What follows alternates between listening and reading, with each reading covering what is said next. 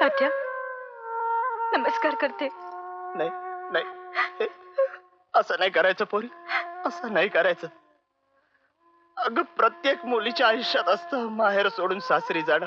तात्या, पण या तात्या केळशीकरांच्या हातून जर काही पुण्य घडलं असेल तर ते सारं पुण्याला लावून आज तुला मी आशीर्वाद देतो पोरी. आज आज माहेरच्या ओढीनं तुझा पाय अडतोय. पण उद्या तुला सासरी एवढं सुख मिळो की माहेरची तुला आठवण सुद्धा येऊ नये. तात्या, जा, जा बेटा जा, सुखी राहा जा.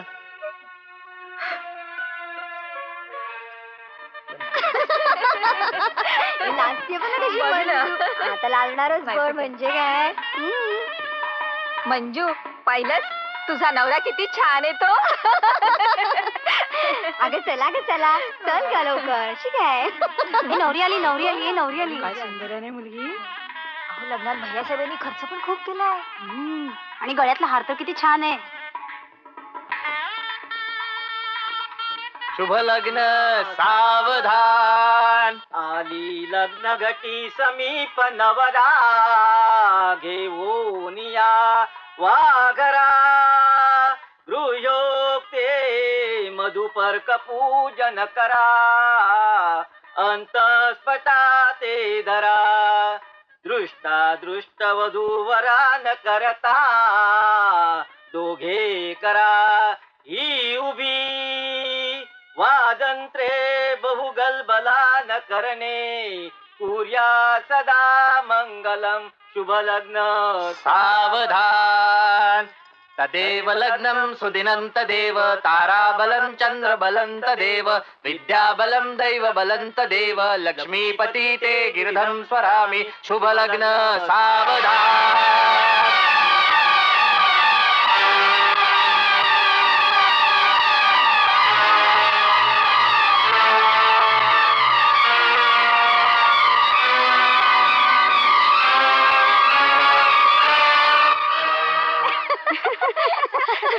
कशी वाटली सजावट? काय आवडली की नाही तुझ्या सजावट? हे सांग ना. ही कसली थट्टा. सोडा मला. सोडतील हा. आता आमची मिठी सोडावीशी वाटते. आणि रात्री त्यांनी धरले की. हे पहा, झालं एवढं खूप झालं. तुम्ही जाईत ना, मी खूप दमले. अहो पण जाऊ बाई, आम्ही काय तुम्हाला रात्रभर बांधून ठेवत नाही आहोत. एखादा मस्तपैकी उखाणा घ्या बघू. घ्या ना, घ्या छान पैकी. खरंच घ्या. ठीक आहे. तुम्हाला उखाणाच ऐकायचंय ना? हो. मग ऐका तर. अगदी कान सुपा एवढे करून ऐका. माणसाच्या नशिबी एकदा असतो जन्म, एकदाच असतं सरण.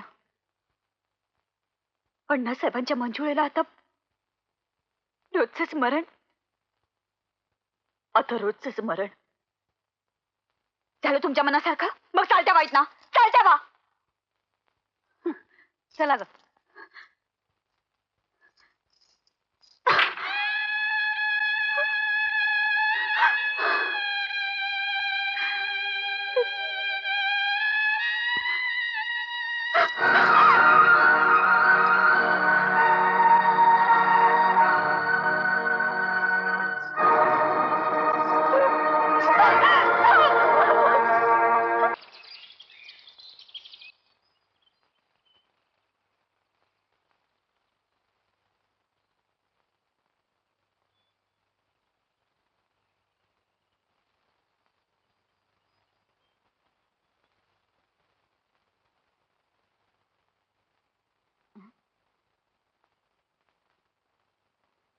कोण तुम्ही?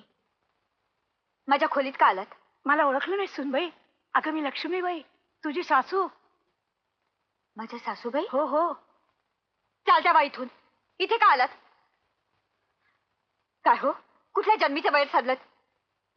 तुमच्या श्रीमंतीच्या पोकळ बढाया सांगून तुम्ही माझ्या भोळ्या बाबड्या बापाला बनवलं. पण काय हो, तुम्ही एक स्त्रीच आहात ना? तुम्ही वागला असता तुमच्या लेकीशी असं? बांधलं असतं तिला कोणा पांगळ्याच्या गळ्यात? सांगा सांगा ना. माझं ऐकून तरी घे सुनबाई. अगं झाल्या प्रकारात माझा किंवा माझ्या अण्णाचा काडीचा सुद्धा दोष नाही ग. अगं अगदी कुलदेवतेची शपथ घेऊन सांगते मी. जाऊ द्या सासूबाई, उगाच खोट्या शब्दा घेऊन कुलदेवतेला कशाला विटाळताय. पण एक गोष्ट सांगा तुमच्या पांगळ्या मुलाला, आणि तुम्ही लक्षात ठेवा, आता तो काय नाही राहिला. मी आजच वकिलाकडे जाणार आहे. शक्य तितक्या लवकर मला घटस्फोट मिळवायचा आहे. काय बोलते सुनबाई, आपल्या घराण्याची आबरूशी बेशीवर टाळणार आहेस तू? माझं आयुष्य बर्बाद करण्याआधी याचा विचार करायला हवा होता तुम्ही. मी तर कायमची दुःखी झालेच आहे, पण माझं वाटोळ करणारा नाही मी सुखाने जगू देणार नाही. सांगा तुमच्या पांगळ्या मुलाला आणि त्याच्या मस्तवाल भावाना, म्हणा उरणगावकरांची सून आज घटस्फोट मागायला जाणार आहे. घटस्फोट! हिम्मत असेल तर अडवा तिला. आणि आता तुम्हीही जा इथून. वयस्कर आहात, उगाच माझ्याकडनं अपमान करून घेऊ नका. जा.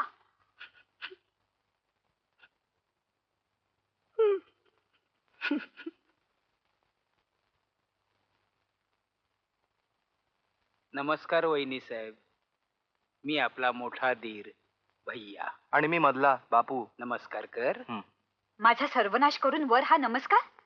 काय म्हणावं तुम्हाला? म्हणा काहीही, पण करा फक्त आम्ही सांगतो तेवढंच. आता आणखी काय करायचं राहिलं आयुष्यात? हं? असा त्रागा करू नका वहिनी साहेब, शांत व्हा. मला सांगा, काल रात्री झोप वगैरे नीट लागली ना तुम्हाला? हा, जागा नवीन आहे, झोप लागते न लागते. हा, तुमचं मान भावीपणाचं बोलणं संपवून तुम्ही जाताय का मी जाऊ? एक मिनिट. जाण्यापूर्वी डोकं शांत ठेवून मी काय म्हणतो ते नीट ऐका. हे बघा, आमच्या लोळ्या पांगळ्या भावाबरोबर तुम्ही आयुष्य काढावं अशी आमची मुळीच इच्छा नाहीये. मग हे केलं तरी कशाला? का फसवलं माझ्या बाबांना? पुन्हा चिडलात बघा तुम्ही वहिनी साहेब. अहो, प्रत्येक गोष्टीला एक कारण असतं. बापू, काय हे? हे आमच्या इस्टेटीचे कागदपत्र.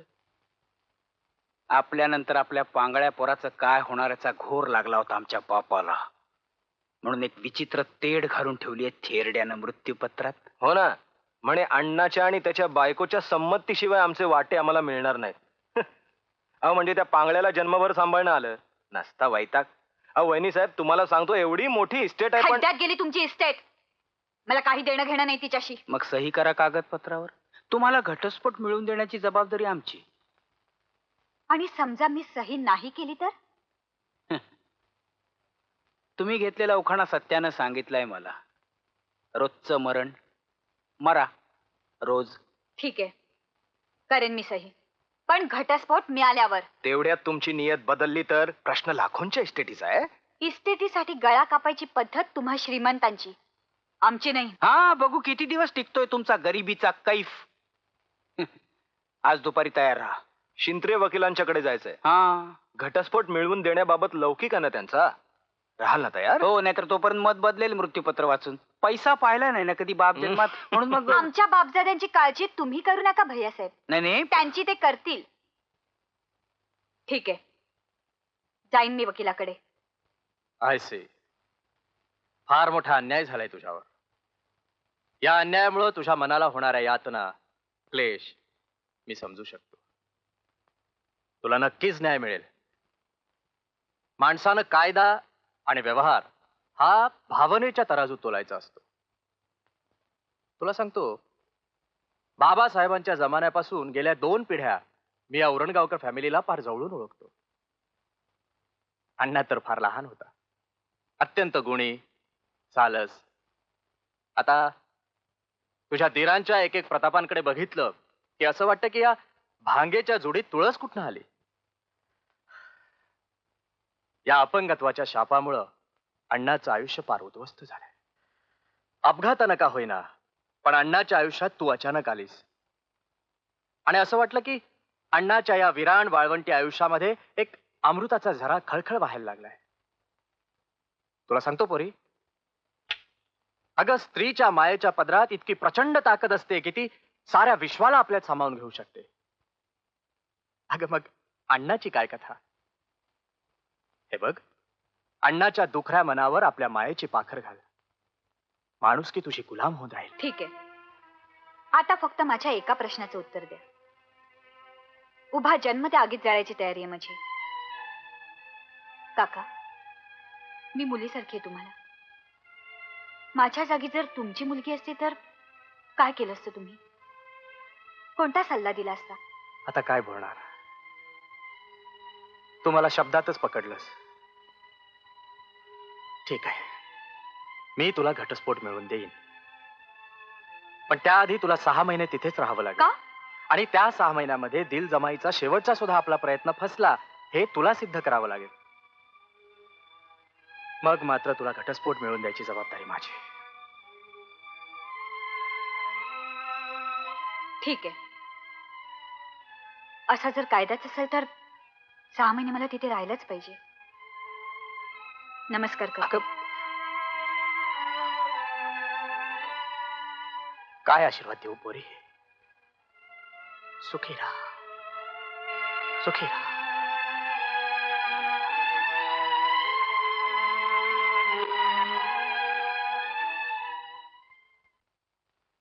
वहिनी साहेब, हं? चहा आणला. ठेव तिथे. सुनबाई, सुनबाई, काय झालं सासूबा? सुनबाई, लक्ष्मीबाई, काल म्हणे तू इथून जायचं ठरवलं. नको ग जाऊस. फार छळतात ते राक्षस आम्हाला. कधी कधी मारतात, उपाशी सुद्धा ठेवतात ग. तुम्ही बसा इथे. तुम्ही चहा घेणार? चहा नको नको, कोणीतरी पाहिलं ना. कोणीही पाहत नाही आणि पाहिलं तरी काहीही बिघडत नाही. हा चहा घ्या. अहो, घाबरायला काय झालं एवढं? तुमचंच घर आहे ना हे. हो, माझंच खरे. घ्या.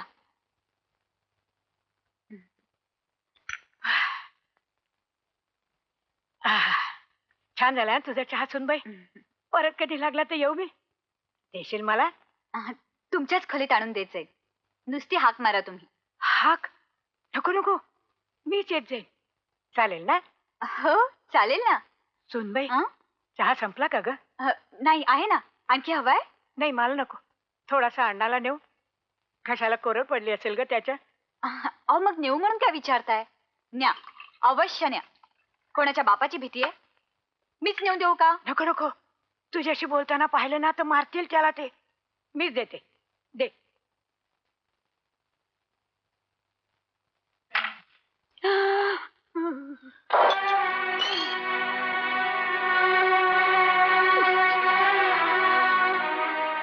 जिच्या जीवावर जगताय तिलाच मारताय?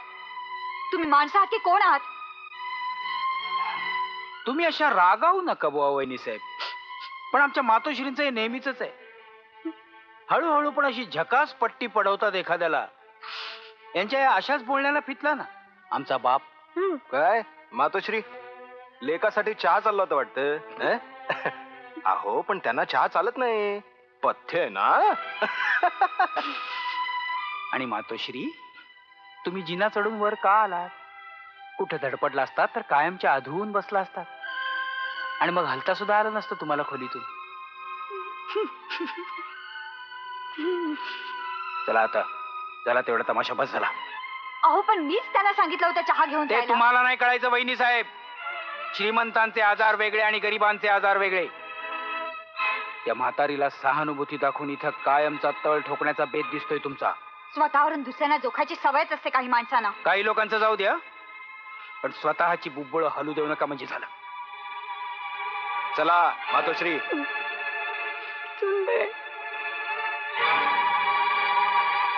अहो वहिनीबाई, काय झालं ग कोकलायला? कुठे आग लागली का वाघ पाठी मागे लागला? अहो, एक वेळ वाघ परवडला, पण या गावच्या बायकांना ग. का ग बाई, त्यांनी काय एवढं तुझं घोडं मारलंय? अहो, उगीच काहीतरी विचारत बसतात. मला धाकल्या वहिनी अशाच का आणि तशाच का? काय म्हातारी येडी, सांगा याले ये ने भलतच पुरा लावत बसले. नशीब माझं तुझ्या लवकर लक्षात आलं ते. बरं, आता सांगणार आहेस का काय झालं ते? अगं ए बकुळे, काय झालं? काय ग झालं बकुळे तुला कोकलायला? अहो, आज वडाची पूजा आहे ना हो काय? काय? गावच्या समध्या बायका गोळ्या झाल्यात, तुमची वाट बघत्यात, बलिवत्यात. चला बिगी बिगी. अगं हो हो, आम्ही तिथेच निघालो. पण तू कुठे निघालीस सटवे? तुझ्या म्हसोबाला पूजायला वाटतं. म्हसोबाला असं नका बोलू वहिनीबाई. उदंड औक्ष मिळू दे माझ्या दादल्याला. बरं, मी येऊ? कुठं?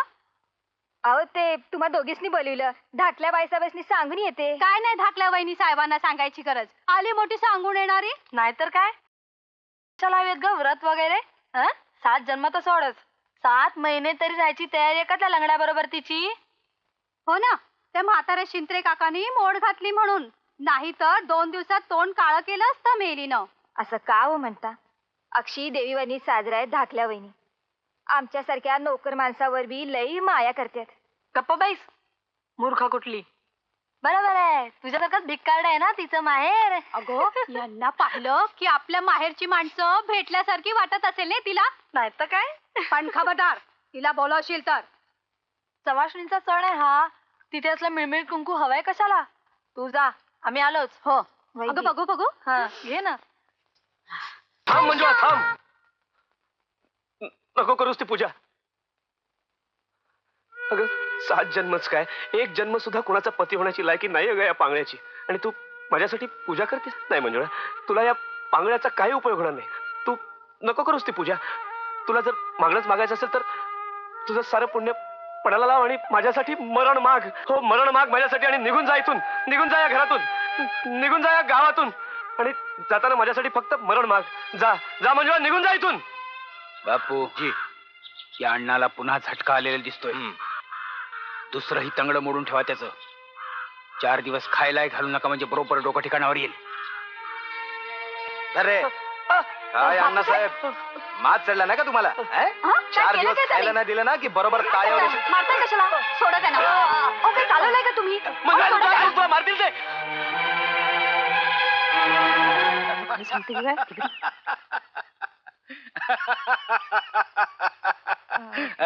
भैयासाहेब, हा, अण्णासाहेबांनी जेवण देऊ? ठेव तिकडे, ठेव. तुझा भूक लागली, जेवणार?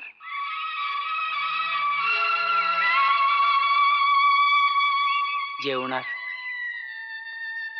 पण जेवण्याआधी आम्हाला थोडं नाचून दाखवणार? बापू, नाचून दाखवणार.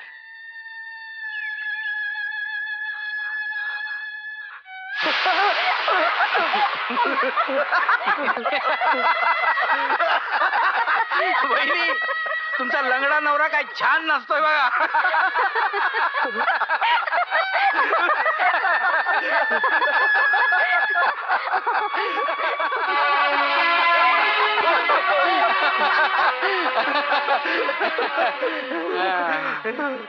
बापू, जी भैयासाहेब. नाच संपला.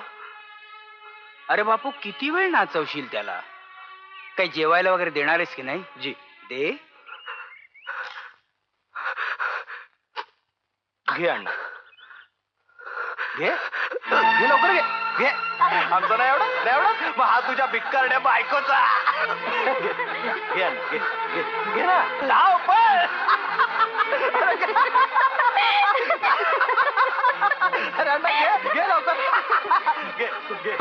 सोनं पाहिजे, चांदी पाहिजे, इस्टेटीतला पैसा पाहिजे. अरे हा घास भैया साहेबांचा. कोण आहे? कुशा भाऊ?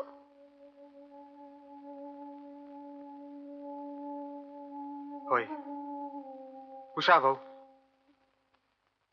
सगळं समजत असून सुद्धा काहीही करू न शकणारा कुशा भाऊ. काय सांगू तुम्हाला? कुत्र्याला मिळू नये अशी वागणूक इथं या घरच्या मालकाला मिळते आहे. आणि या घरात राहणाऱ्या सगळ्यांच्या काळजाचे फत्तर झाले आहेत, फत्तर. परवा अण्णासाहेबांचे हाल पाहवले नाहीत ना तुम्हाला? पटकन तिथून निघून गेलात आणि वाटलं आहे अजूनही कुठेतरी जिवंत झरा आहे. समजते मला. फार सोसावं लागलं यांना आणि सासूबाईंना. पण अजूनही एक गोष्ट लक्षात येत नाही माझ्या, की का लग्न केलं याने? स्वतःच्या केविलवाण्या अवस्थेचा विचार का केला नाही त्यांनी? स्वतः होरपळत असलेल्या दुःखाच्या आगीत मलाही का ओढलं? काय मिळालं त्यांना असं वागून?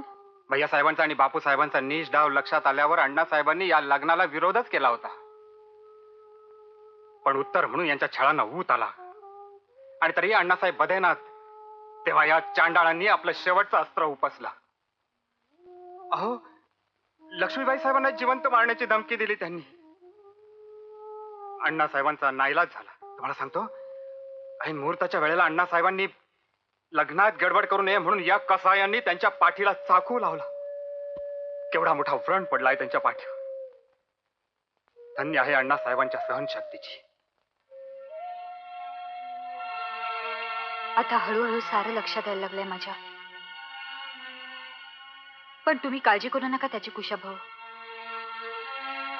कदाचित हा अन्याय दूर करण्यासाठीच नियतीने मला इथे पाठवलं असेल.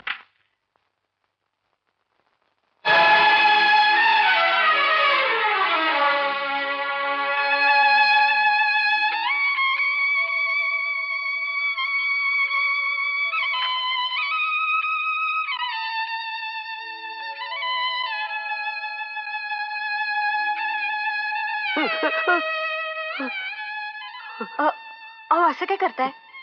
तू घाबरू नका. नाही म्हणजे तुम्ही मला तूच म्हणा. तुमची बायको आहे मी. बायको? तुमच्या पाठीवरच्या व्रणाने सारं काही सांगितलंय मला.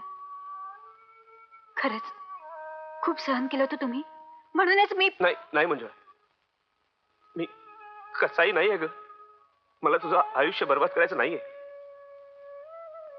अन्यायाचं तण वर्षानुवर्ष माजलंय या घरात.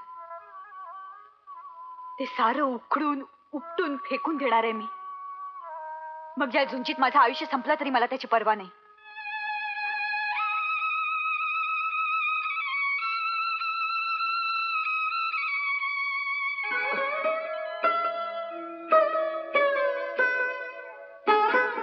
मंजुळा, मला अशा प्रेमाची लाडाची सवय नाहीये ग. असं डोळ्यात पाणी नाही आणायचं. पण हे पहा, मला तुमच्याकडून एक वचन हवंय. वचन? हो, मी सांगेन ते तुम्ही ऐकायचं. त्या राक्षसांचा सामना करण्यासाठी मला तुमची मदत हवी आहे. ठीक आहे, तू सांगशील तसं होईल. शो करा. 3 बादशे. 3 राजे. क्या बात है.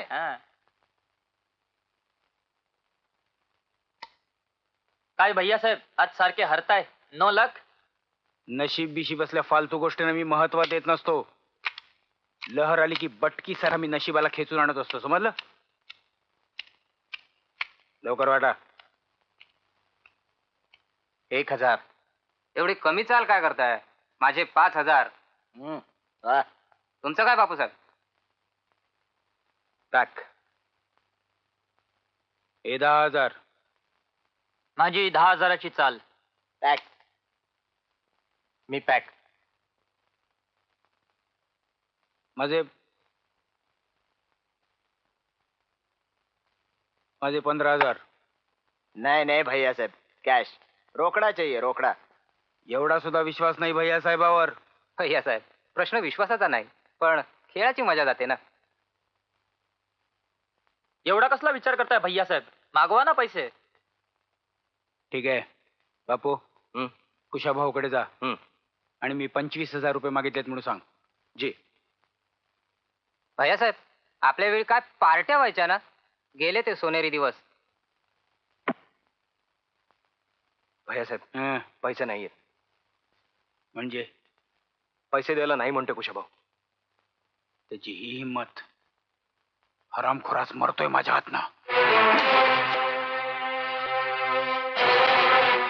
काय रे कुशा, बसून बसून माजलास काय? माझा निरोप नाही मिळाला तुला? हरामखोर साला. मला का उगीच शिवाय घालताय मालक? मी नोकर माणूस, हुकुमाप्रमाणे वागलो. कोणाचा हुकूम? या घरात फक्त एकच हुकूम चालतो आणि तो या भैया साहेबाचा. चला आण लवकर पैसे. हे पहा, माझा नाईलाज आहे भैया साहेब. मंजुळा वहिनींनी सगळी कॅश आणि चेकबुक स्वतःच्या ताब्यात घेतली आहेत. यापुढे त्यांच्या परवानगीशिवाय एक छदाम सुद्धा काढता येणार नाही कोणाला. अच्छा, एकंदरीत असा प्रकार आहे तर. तरी म्हटलं सशाचा लांडगा कसा झाला एकदम. काय गये, आमच्या शिध्यावर जगणाऱ्या भटाच्या घरी वाढलीस आणि आता आमचीच इस्टेट लाटायला बघतेस. तोंड सांभाळून बोला भैयासाहेब. तुमच्या वहिनीशी बोलतात तुम्ही, एखाद्या 1.5 दमडीच्या बाजार बसवीशी नाही. पैसे का मिळाले नाहीत याचा जाब हवाय मला. पैसे मिळणार नाहीत तुम्हाला, कारण उरण गावकऱ्यांच्या कष्टाचे पैसे आहेत ते. दारूसाठी आणि जुगारासाठी एक छदामही मिळणार नाही त्यातला. हे एका उरण गावकऱ्याला सुनावणारी तू कोण? लायकी काय तुझी? हे घ्या, नीट वाचा. कोर्ट ऑर्डर आहे ही. या ऑर्डर प्रमाणे तुमचा आता या इस्टेटीशी काहीही संबंध नाही. मी तुम्हाला कोणत्याही क्षणी या घरात बाहेर काढू शकते. आणि नाही गेलो तर? तर तुम्हाला अटक होईल. मी आधीच पोलिसांना कळवलंय. प्रत्यक्ष भैयासाहेब उरणगावकराला अटकेची धमकी. कानाखाली जाळ काढा भैयासाहेब तिच्या. आमच्या घरात राहून आम्हाला बाहेर काढते म्हणजे काय? असं म्हणजे तुम्ही बऱ्या बोलाने ऐकत नाही आहात तर ठीक आहे. आता मला पोलिसांना बोलावण्याशिवाय गत्यंतरच नाहीये. क्षमा करा वहिनी, पण यापुढे आमचा आपल्याला जरा देखील त्रास होणार नाही. पण आम्हाला आमच्या राहत्या घरातून बाहेर काढू नका वहिनी. काय झालंय काय भैयासाहेब तुम्हाला? गप्प बैस. मी वागतोय तसा वाग, नाही तर बेड्या पडतील हातामध्ये. क्षमा करा वहिनी. मलाही क्षमा करा वहिनी. मी तुमचा अनंत अपराधी आहे. ठीक आहे. आता मी काय सांगते ते नीट ऐका. या क्षणापासून घरातील दारू, पार्ट्या, गाणी बजावणी एकदम बंद. आणि हो, उद्या सकाळी 7 वाजता सगळ्यांना बागेत जमायचंय. बागेत? कशाला? श्रम कशाशी खातात हे शिकवणार आहे मी तुम्हाला. चला चालते वा.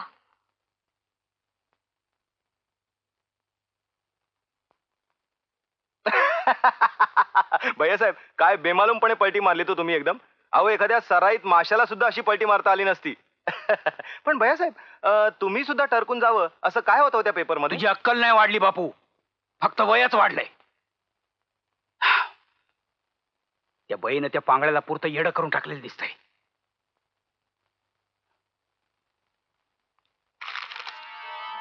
हे 2 पेपर्स म्हणजे कोर्टाची ऑर्डर आहे बापू. त्या शिंत्रे वकिलाच्या सहाय्याने त्या महामायेने कधी जमवलं तेच कळत नाही. आता ती आपल्याला घराबाहेर पण काढू शकते. इतकंच नव्हे तर आपण जरा विरोध केला तरी आपल्याला तुरुंगात डांबायला ती कमी करणार नाही. अहो पण मग भैयासाहेब ती 6 महिन्याची मुदत, घटस्फोट वगैरे? खोटं आहे ते, खोटं आहे. पैशासाठी त्या पांगळ्याला ती जन्मभर सुद्धा सांभाळेल. बाप रे, म्हणजे आपलं आयुष्य त्या पांगळ्याची आणि त्या बयेची सेवा करण्यातच संपून जाणार? अरे हट. आज आपली वेळ बरी नाहीये. माती पकडून गच्च बसायचं आणि वेळ आली की काय? हळू बोल. इथं कशाचाच भरोसा देता येत नाही. इकडे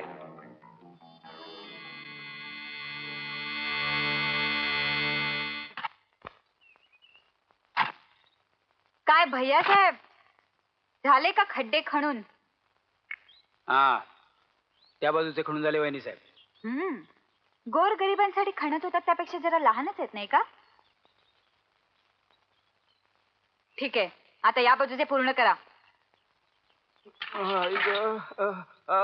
बापूसाहेब, एवढ्याशा कामाला इतका वेळ? अहो झालं ना वहिनी साहेब, आणि असल्या कामाची मला सवय नाही ना अजून. बापाच्या पैशावर पत्ते खेळणं इतकं सोपं नाहीये ते. आजच्या आज बाहेरची कामं आवरली पाहिजेत. उद्या सगळं घर झाडायचंय तुम्हाला, कळलं? आटपा लवकर.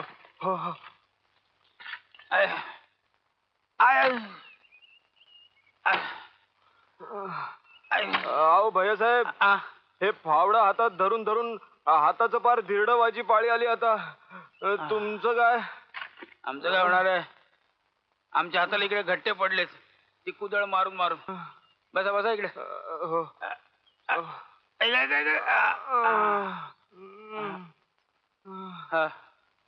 भैयासाहेब, कधी सुटणार आपण या जाचातून? कधी? एक आपण तरी मरायला हवं, नाही तर ते दोघी तरी मरायला हवेत. ते दोघी तरी मरायला हवेत. ते दोघी तरी मरायला हवेत. म्हणजे सत्या, एक नृत्या, लवकर इकडे या. काय वहिनी साहेब?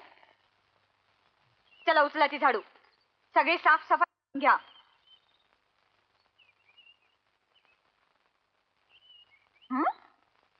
काय गे भवान्यानो, कान फुटलेत का तुमचे? भैयासाहेब, भैयासाहेब.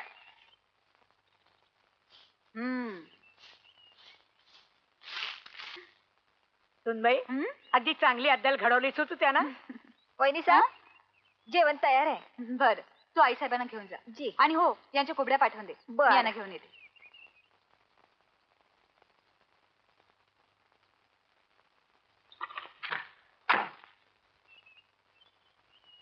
थांबा, तुम्ही कुठे निघालात? काम चुका?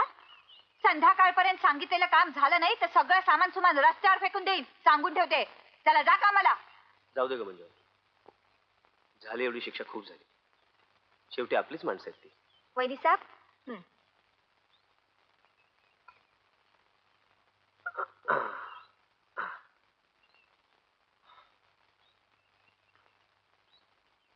चला बापू भैया जेवायला चला. आम्ही चुकलो अण्णा.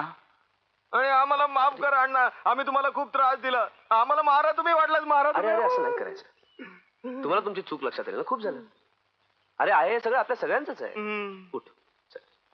चला जेवायला चला. हळू.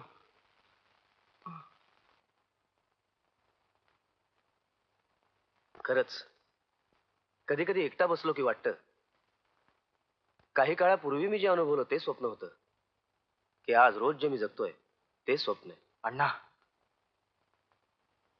काय हे अण्णा, थंडी कोण पडली, अंगावर काही घ्यायचं नाही का? हा हे घे, हे घे. अरे अरे हा. अरे तुम्ही दोघं असल्यावर मला असल्या पांघरुणाची काय गरज आहे? हे तुला काही सांगायचं आहे अण्णा. अहो मग सांगा की. मी आणि बापू तालुक्याच्या गावाला जातो ना, तेव्हा तळ्याकाठच्या आपल्या कुलदैवताला दंडवत घातल्याशिवाय पाऊलच पुढे पडत नाही आमचं. नाही बापू? हो ना, बरोबरच आहे. कुळाचारच आहे तो आपला. नेहमी मनात यायचं की आपण एवढे श्रीमंत उरणगावकर आणि आपलं कुलदैवत उघड्यावर, त्याच्यासाठी आसरा केला पाहिजे, एखादं मंदिर बांधलं पाहिजे. भैया साहेब त्यात विचारायचं काय? घ्या देवाचं नाव आणि मारा कुदळ. कधीचा मुहूर्त धरताय? उद्या नव्याची पुनव. मला वाटतं तो दिवस जास्ती चांगला आहे. वहिनी साहेब तुम्ही सुद्धा यायला पाहिजे. मी नको बाई, घरची एवढी कामं पडली. अगं करशील ग. दीर एवढा हौसेने बोलवतायत. अहो वहिनी, त्या तळ्याजवळचं वातावरण तुम्हाला इतकं आवडेल, अगदी तिथेच राहावंसं वाटेल. राहू राहू. तुम्ही दोघं म्हणालात ना तर अगदी कायमचं सुद्धा राहू. श्रीराम जय राम जय जय राम. श्रीराम जय राम जय जय राम. श्रीराम जय राम जय जय राम. श्रीराम जय राम जय जय राम. श्रीराम जय राम जय जय राम.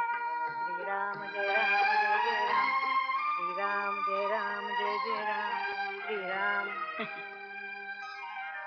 जाऊन येतो हा सासूबाई. अखंड सौभाग्यवती भव. छान दिसतेस हो सूनबाई. कुठल्या जन्मीचं पुण्य माझं, म्हणून माझ्या लगड्या बाळकृष्णाला तुझ्यासारखी बायको मिळाली. जाऊन या. हा अगं पण माझा चहा घ्यायचा राहिला की. चहा? रात्रीच्या वेळी चहा? ती एक गंमत आहे माझी आणि सासूबाईंची. रात्री मी केलेला गरमागरम चहा घेतला की त्यांना छान झोप लागते. हो की नाही सासूबाई? अगं त्याला कशाला सांगत बसतेस, माझ्या चहाचं काय करतेस बोल. तिकडे काही फार वेळ लागणार नाही आम्हाला. तासात 2 तासात परत येऊ. मग तुम्हाला आवडतो तसा सुंठ आलं घातलेला चहा करून दे. चालेल? हो चालेल की. न चालायला काय झालं, पण फार उशीर करू नका. हा लवकर या, मी वाट पाहते घरी. निघा आता, सांभाळून या. हा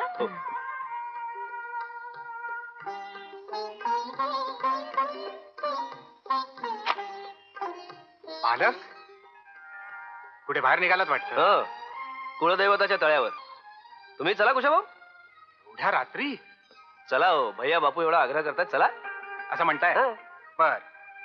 घरी नव्याच्या पुनवेची पूजा आहे, तेवढी आटोपतो आणि मग येतो. बर. तुम्ही वा पुढे. अहो पण तुम्ही येणार कसे? सायकलवरनं येतो की. बरं. तुमच्या आधी पोहोचेन मी. हा, पण नक्की या. हा निघतो आम्ही. हा.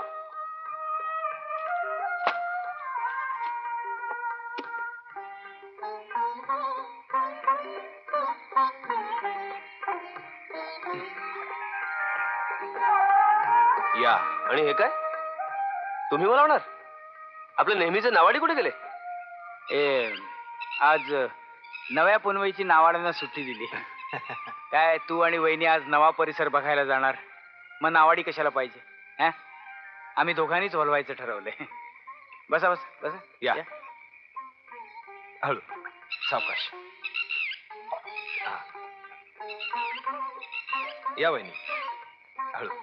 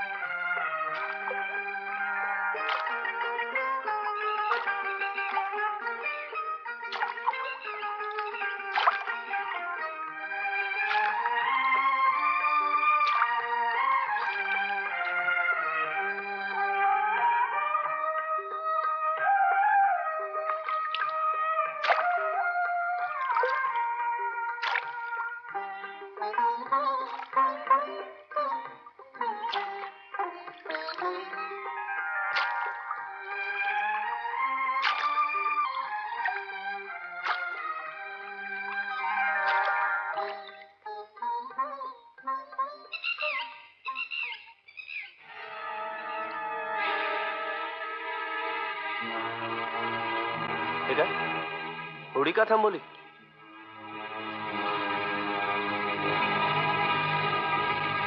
काय अण्णासाहेब, आपली इस्टेट, वाडा, मंदिर हे एकाच वेळी बघता येतं. इथून एकदा नजर फिरवून घ्या, शेवटची. का? कारण आता या जन्मी पुन्हा बघायला मिळेल की नाही सांगता येत नाही. म्हणजे म्हणजे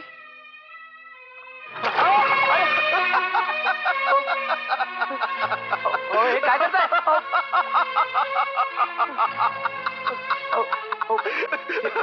काय करत भैया साहेब? तुला पाहिजेत त्या कुबड्या? बापू, याला कुबड्या पाहिजेत. मग जा ना, घेऊन ये जा. अण्णासाहेबांना बुडवलं.